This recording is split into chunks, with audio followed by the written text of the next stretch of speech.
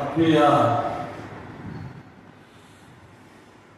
ಇವತ್ತಿನ ಪತ್ರಿಕಾಗೋಷ್ಠಿಗೆ ಆಗಮಿಸಿ ಹಾಗೂ ನಮ್ಮ ವೇದಿಕೆಯ ಮೇಲಿರುವಂಥ ನಮ್ಮ ವೃಕ್ಷಮಾತೆ ಸಾಲುಮರ ತಿಮ್ಮಕ್ಕ ವೇದಿಕೆಯ ರಾಜ್ಯಾಧ್ಯಕ್ಷರಾದಂಥ ಮಾರಪ್ಪರವರಿಗೆ ಅವ್ರಿಗೂ ನಾವು ಸ್ವಾಗತ ಬಯಸ್ತಾ ಇದ್ದೇವೆ. ಹಾಗೂ ಗೌರವಾಧ್ಯಕ್ಷರಾದಂಥ ಪುಟ್ಟರಾಜವರಿಗೆ ಅವ್ರಿಗೂ ಸ್ವಾಗತ ಬಯಸ್ತಾ ಇದ್ದೇನೆ. ಹಾಗೂ ಉಪಾಧ್ಯಕ್ಷರಾದಂಥ ಜಗದೀಶ್ ಗೌಡರಿದ್ದಾರೆ.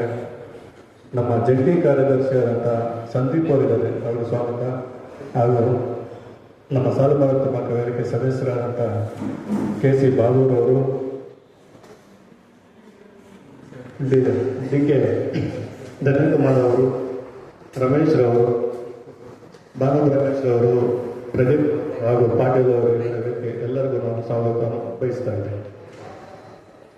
ಹಾಗೆಯೇ ಇವತ್ತಿನ ಈ ಪತ್ರಿಕಾಗೋಷ್ಠಿಯ ಮುಖ್ಯ ಉದ್ದೇಶ ಬಂದು ದಿನಾಂಕ 30/6/2026 ನಮ್ಮ ರಾಜ್ಯದ ಪರಿಸರವಾದಿ ವೃಕ್ಷ ಮಾತೆ ಅಂತಲೇ ಹೆಸರುವಾಸಿಯಾದಂತಹ ಸಾಲುಮರ ತಿಮ್ಮಕ್ಕನವರ ಜನ್ಮ ದಿನೋತ್ಸವವಿದ್ದು, ಅಂದೇ ನಮ್ಮ ವೃಕ್ಷಮಾತೆ ಸಾಲು ತಿಮ್ಮಕ್ಕ ವೇದಿಕೆಯ ಉದ್ಘಾಟನೆಯೂ ಸಹ ಮಾಡಬೇಕು ಅಂತ ನಾವು ನಿರ್ಧರಿಸಿದ್ದೇವೆ.